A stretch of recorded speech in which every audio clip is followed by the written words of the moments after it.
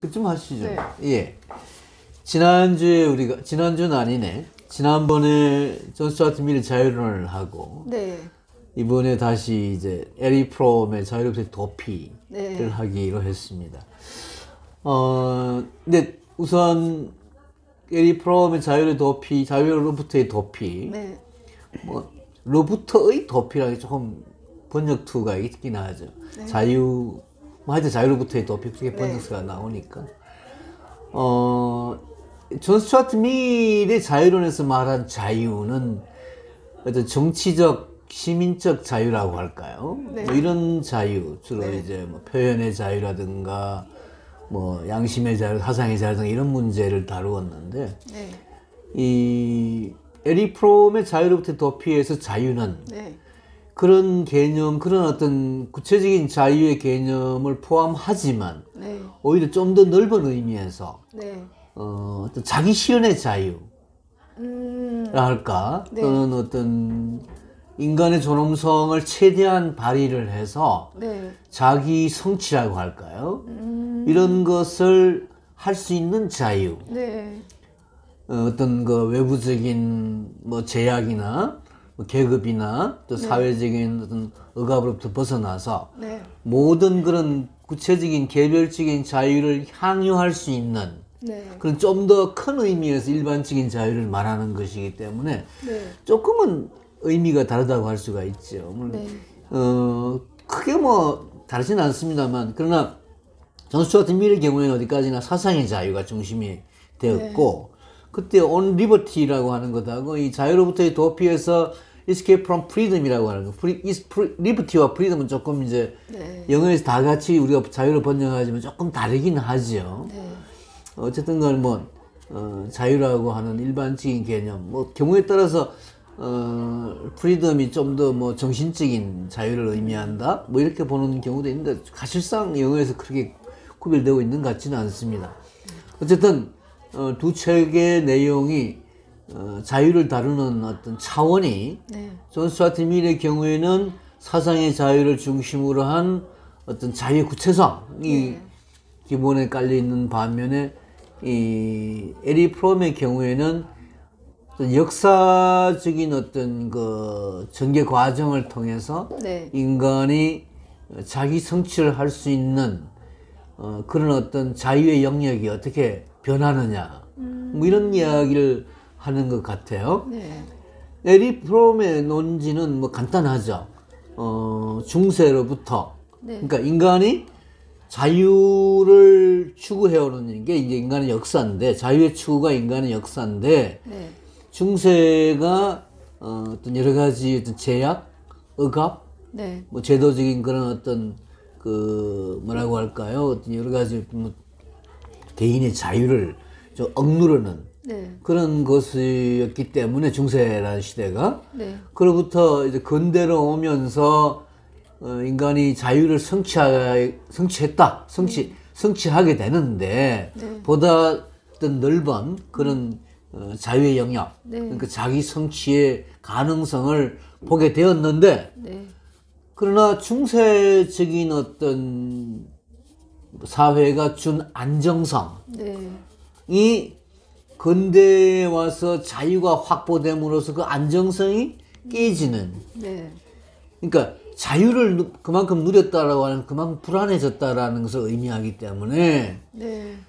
근대에 와서 결국은 이 종교개혁이라고 하는 것도 사실은 그런 그 불안한 개인의 심리를 보다 그 신에 대한 의지라고 하는 어떤 그런 계기를 통해서 네. 그 불안을 좀 그 말하자면 무마시키려는, 불안을 좀 더 안정을 갖게 되는 그런 어떤 계기로 삼으려고 하는 게 종교개혁이었다라고 이제 에리 프롬은 보는 것이고, 네. 이 그런 종교개혁의 뭐 루터나 칼방 같은 사람들이 종교개혁을 통해서 보다 직접적인 신과의 만남, 또는 어떤 신의 예정에 의한 인간의 운명이 어떤 그 뭐 여러 가지 그런 관념들이 네. 신에 대한 어떤 절대적인 의지에 의존하는 네. 그런 어떤 그러니까 불안을 덜기 위해서 절대자에게 의지하는 것이 결국은 자유로부터 도피하는 그런 어떤 계기가 되었고, 그런 어떤 근대적인 의미의 종교개혁에서 행해졌던 자유로부터의 도피 현상이 근대 서양의 역사에서 이 지속적으로 나타나다가 결국은 20세기에 와서 나치즘, 파시즘까지 네. 결과하게 되었다. 이런 이야기를 하는 거죠. 네. 그래서 그런 자유로부터의 도피 현상이 생겼는데, 그런 자유로부터의 도피 현상이 생긴 어떤 구체적인 뭐라고 할까요? 어떤 여러 가지 분석의 도구로 에리 프롬이 사용하는 것은 소위 사회적 성격이라고 네. 하는 우리가 보통 이 심리학에서 말하는 성격, 캐릭터에 대한 이야기는 개인 심리, 네. 뭐 개인 불안, 개인 뭐 트라우마 이런 게 개인을 중심으로 하는 것인데, 네. 이 그러니까 그 프로이드의 어떤 개인 심리를 넘어서서 네. 에리 프롬은 사회 심리학이라고 하는 새로운 분야를 개척하면서 방금 말한 그런 어떤 자유로 인한 불안을 네.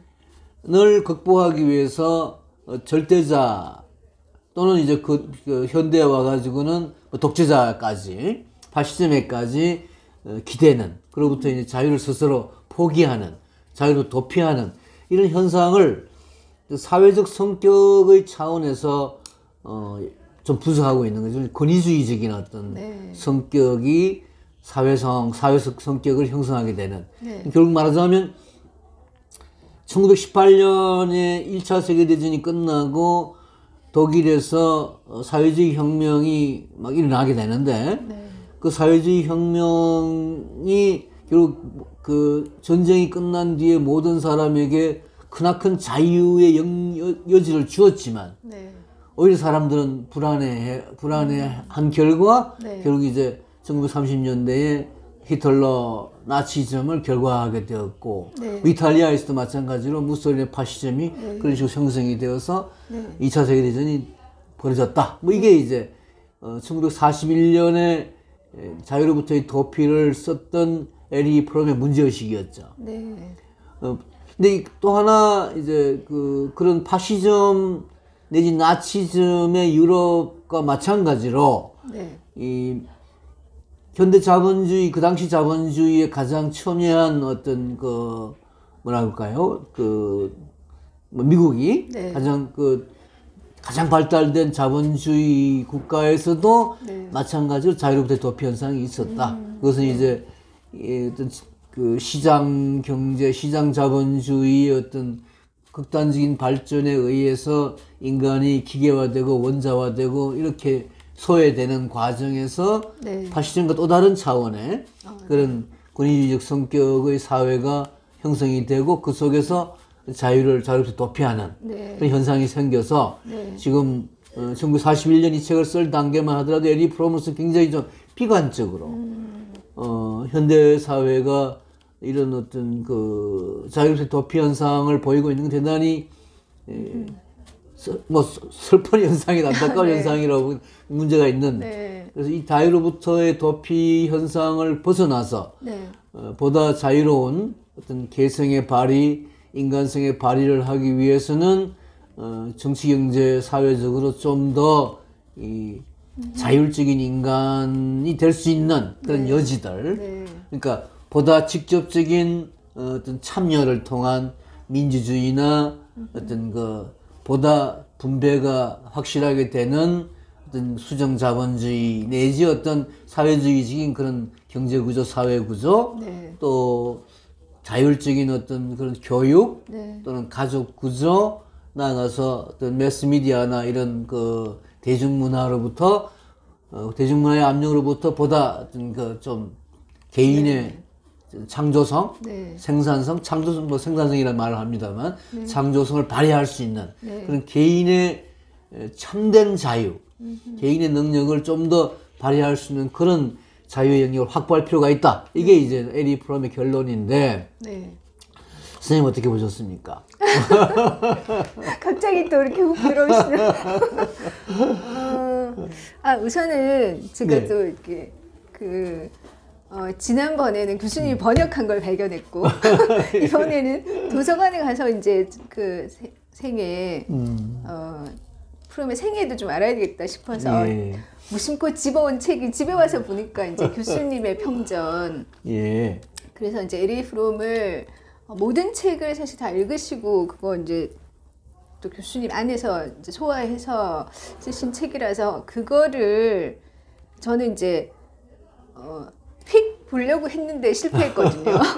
너무 재밌어서 꼼꼼하게 예, 이제 결국 이렇게 보게 고맙습니다. 됐었는데요. 뭐 그걸 읽고 나니까 이제 사실 오늘 뭐 이렇게 준비 안 해도 되는구나. 약간 그렇게 편한 마음으로 이제 왔거든요.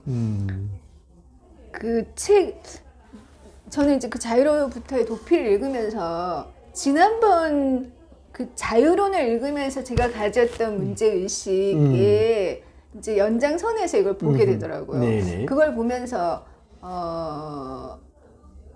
이제 내가 개별적인 개성을 가진 그 어떤 그러니까 그런 단독자로 살아야 되는 그런 이제 결심이랄까 뭐 약간 그런 게 생겼는데 이걸 보니까 이제 이게 굉장히 쉽지 않구나. 그렇게 이제 이 사회에서 그렇게 산다는 게 쉽지 않은 이유가 항상 어떤 유대 속에서 이 책에서 보면은 중세에는 그게 원초적인 유대고 뭐 근대에 와서는 그게 이제 그러니까 개별자가 되면서 너무 이제 그 불안한 거죠. 그 네, 유대에서 그렇습니다. 예. 이제 자기가 벗어져 나왔다는 것이 그래서 불안하고 또 무력감, 뭐 고립, 외로움 그런 것을 견딜 수가 없다는 거예요. 그래서 다시 또 다른 권위 속으로 도피하려는 심리가 있다. 네네. 라는 이제 그런 문제 의식을 보면서 그게 또 저의 현 주소구나. 네. 그런 생각이 좀 들었거든요. 그러니까 그 개별자로 서기 전에 어떤 유대 속에서 누리는 안정감, 뭐 보호되는 느낌, 네네. 그런 그 이제 충분하게 그런 또 장점들을 알고 있기 때문에 그 혼자 이렇게 사실은 자기 개성을 발휘한다는 그 자체가 또 다른 존재의 위협으로 느껴지는 요소가 있는 것 같아요. 네네, 그렇습니다. 예. 그래서 내가 지금 이제 그 처해 있는 이런 위기 상황을 이제 프롬이 다시 짚어주는 것 같은 느낌이 들더라고요. 네네. 사실 저는 이제 뭐 이런 사람들을 통해서 저의 어떤 존재적인 뭐 정신적인 그런 그 여행을 사실 지금 해보는 거거든요. 그래서 그 프롬의 진단이 어느 정도 일리가 있구나 이런 생각이 들면서 이제 이 작품의 그런 가치랄까 이런 거는 이제 그런 진단이 나치즘의 사람들이 그렇게 맹목적으로 빠져들 수 있었던 그 심리를 짚어낸 것인 것 같거든요. 그래서 그 불안이 결국은 이제 좀 더 권위적인, 폭력적인 그런 이제 정치적 권력에 무조건 이렇게 순응하는 네네. 이제 사람이 되기가 이제 쉬운 상태라는 거죠. 그래서 그러면 그렇게 안 되려면은 어떻게 해야 되는가? 제가 이제 거기서 이제 본 거는 뭐 자발성 이런 거거든요. 자발적으로 자기 의지로 뭔가를 선택하고 거기서 이제 그 창조적인 에너지를 얻고 그 생산적인 사람이 되고 이런 단계로 이제 가야 된다는 네네. 얘기를 하는데 이제 그게 되게 좋은 말이고 좋은 말이죠. 일리가 있다는 예. 또 이제 생각이 들더라고요. 예. 그래서 내가 여기서 다시 그러니까 엄마 뱃속에 다시 들어갈 수는 없잖아요. 한번 예. 개별화돼서 나온 사람이 예, 예. 그 나온 사람이 성장해야 되는 그 단계가 이제 남아 있다는 생각이 들고요. 다시 퇴행을 해서는 안 되겠구나. 그러니까 약간 외로움을 견디는 거, 그 불안감을 좀 견디고 다른 방향으로 다시 어떤 종속된 유대 속으로 기어 들어가는 것이 아니고 그렇게 이제 전진해야 되는 필요가 있다는 좀 네. 생각이 들고요. 이제 뭐 그런 입장이 이제 서보니까 이제 교수님이 이제 그동안 뭐 하시던 그런 그런 거 뭐죠? 왜 물이 짓지 않는 아름다움 이런 네, 거라던가 네. 외로움을 뭐 두려워하지 말라는 거 그런 것들이 다 좀 이렇게 생각이 나더라고요. 네. 그게 현대 사회에서 쉽지 않은 그런 정신적인 그 포지션인 것 같은 거예요. 이제 그런 자세가 이제 좀 필요하겠다는 생각이 들고 이렇게 말하면 너무 길어지는데 어쨌든 이 예. 프롬을 저도 그 한국 사회 어느 정도 이게 약간 대중 교양서로서 인기가 또 한편 있어가지고 네네. 저도 뭐 청소년기, 뭐 대학 이렇게 지나면서 이런 식의 사고 방식에 영향을 받았던 것 같아요. 그래서 마음 속의 지향은 항상 이제 그런 것이 이상적으로 이제 사실은 뭔가 이렇게 세팅이 돼 있는 거죠. 저뿐만 아니라 지금 그러니까 근대 자유민주주의 국가 자본주의 사회 사람들이 약간은 그런 그 정신적 지향을 가지고 있다고 생각해요. 개성을 발휘해야 된다, 자발적으로 살아야 된다, 뭐 이런 것들이 다 있는 것 같은데 그게 이제 현실에서 좌절되면서 그 뭔가 다른 것을 또 각자 찾아 나가는 그런 삶이 시작됐던 것 같고 네네. 저도 지금 이걸 다시 이제 이렇게 읽어 보니까 그 제가 이제 이런 것들을 이런 가치를 찾기 위해서 어떤 노정을 지나왔는지가 이렇게 다시 약간 돌아봐지기도 하고요. 그게 그러니까 아무리 이제 우리가 머릿속으로 그런 지향을 가진다고 해도 사회가 전체적으로 권위주의 사회다. 그러면은 그게 사실 개인으로서 그 거기서 뭐 자발적으로 뭔가 개성을 발휘하기가 쉽지가 않으니까 예. 그 좌절감에서 어떤 사람은 뭐 종교를 찾기도 하고 어떤 사람은 또 자기 나름의 어떤 그런 뭐 좀 그 뭐라 그러지? 네, 뭐 예술가가 되기도 하고 네네. 그런 데서 네. 자유를 얻기 위해서 이제 그런 식으로 각자 이렇게 쭉 분화돼서 이렇게 쭉 살아오지 않았나 우리 모두가 그런 생각이 들고요. 여러 가지 뭐 비판할 여지도 있겠지만 제가 봐서는 그것이 이제 어떤 사회든지 간에 결국은 그것이 인간의 자발성을 창조적인 에너지를 발휘할 수 있는 사회 그런 사회가 이제 사실 되어야 되는 거 맞는 것 같아요. 인간에게는 예, 그런 예, 환경이 예, 정말 예. 필요하고 예. 그래야지 행복하고 또 무엇보다 그래야지 남을 지배하려 하지 않는 사람이 되고요. 또 남한테 너무 이렇게 빌붙지 않는 사람이 되고 네. 네 그런 것이 아닐까 이런 생각을 맞습니다. 했어요. 네. 근데 이제 선생님 말씀 그 에리 프롬이 그렇게 이제 주장을 했는데 네. 사실은 이제 저 같은 경우에는 에리 프롬이 특히 좋았던 이유 아까 선생님도 마찬가지 그런 경험하셨다고 말씀하셨는데 저는 그 에리 프롬의 책 속에서 네. 그러니까 이런 생각을 했었습니다. 예를 들어 우리가 뭐 4.19도 경험을 하고 네. 또 1987년 또 어떤 사회 변혁을 경험하기도 했는데 지금까지 네. 2020년 뭐 4.19로부터 시작하면은 해방으로부터 시작하면은 뭐 벌써 뭐 7, 80년이 지났고 1960년 4.19부터 시작을 해도 지금 한 60년이 지났잖아요. 네. 1987년 그 변화, 네. 6.29 변화를 생각하더라도 지금 벌써 한 30년이 지났는데 결국은 어떤 정치적 변화 또는 뭐 법이 바뀌고 헌법이 바뀌고 뭐 이런 변화만으로 뭐 대통령이 바뀌고 하는 이런 변화만으로는 민주화가 충분하지 않다. 결국 이제 사람이 바뀌어야 되는데 네. 아까 선생님이 말씀하신 바와 같이 사회가 권위주의적이라면 네. 그러니까 우리 사회는 어떤 의미 여전히 권위주의적이죠. 네. 이걸 이제 에리 프롬은 이른바 사도마저이즘적이라고 네. 얘기를 하죠. 네. 막 그 사디즘적인 마조이즘적인 게 섞여가지고 네. 어떤 괴롭힘과 어떤 괴롭힘을 당하는 뭐 이런 네. 것들이 이제 서로 그런 복잡한 어떤 심리 상태가 개인의 성적인 관심과 함께 그런 게 나타나듯이 네.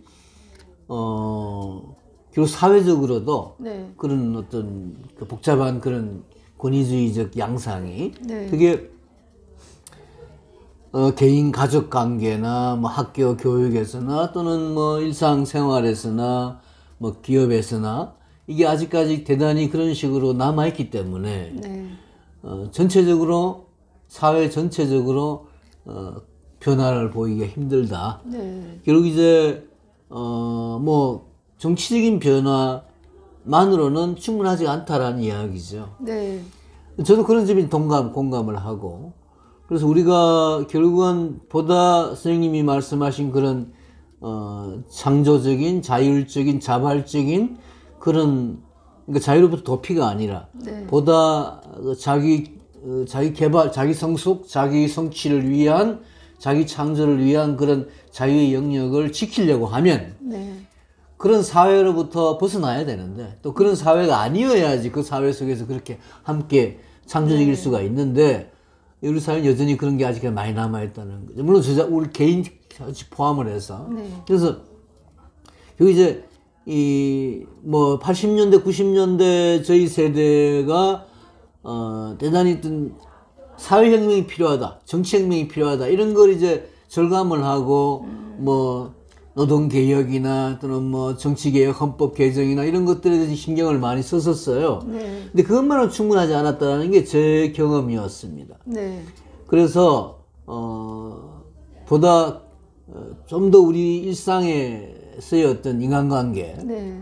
특히 뭐 교육이나 가정이나 이런 쪽에서의 민주화, 보다 자유롭고 평등한 네. 그런 개개인의 심성이 갖추어져야만 네. 또 그런 어떤 개별적 심성, 개인적 심리가 확보가 되어야만 그게 사회적 심리로 확대가 될 수 있다라고 하는 점에서 네. 이게 긴 세월이 필요하다. 네. 이게 쉽게 뭐 하루아침에 고쳐지는 것도 아니고 네. 또 우리 자신이 항상 그런 어떤 자유에 대한 자유가 그만큼 중요한 만큼 자유를 지키려고 하는 자신의 어떤 심지를 굳게 가질 필요도 있는 것이고 그래야만 자유로부터 그러니까 항상 우리는 자유로부터 도피하고 싶다라는 거죠. 네. 사실상 네. 뭐 항상 불안하고 사실 무기력하고 어떤 그런 네. 뭐 특히 코로나19 이후에 그런 게 더욱더 심해지고 있는 현상 네. 아니겠습니까? 근데 그런 만큼 집단에 의지하는 그런 그 과거에 우리 사회의 그런 집단주의적인 또는 어떤 그 뭐 종교적인 차원에서 우리가 절대자에게 맹목적으로 의지하는 이런 것도 이제 에리 프롬은 자율 도피 현상이라고 보는 것 같아요.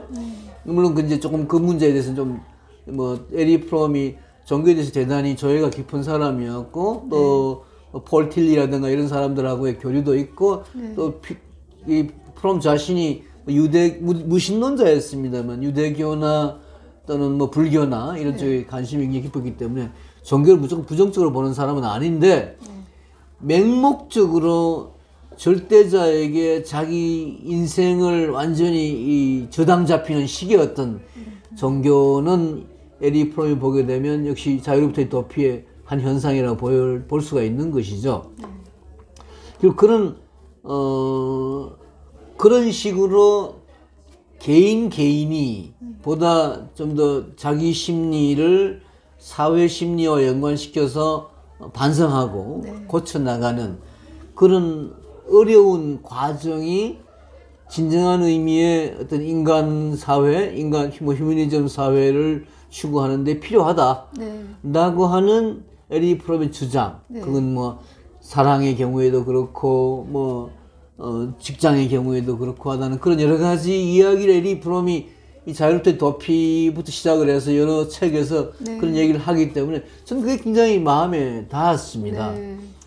물론 그것만으로는 아니겠죠. 이게 사회의 변혁과 동시에 필요한 것이고 네. 사회적으로 프롬이 얘기하는 보다 자율적이고 보다 자치하는 프롬은 그런 어떤 자발적인 창조적인 개인들이 충분히 참여할 수 있는 사회, 그게 정치든 경제든 사회든 간에 교육이든 간에 지역이든 간에 그래서 이 개인들이 자신의 어떤 창조성을 사회에 연관시켜서 혼자서 뭐 어떤 개성을 최대한 발휘하는 그냥 천재적인 예술가나 네. 뭐 이런 어떤 식의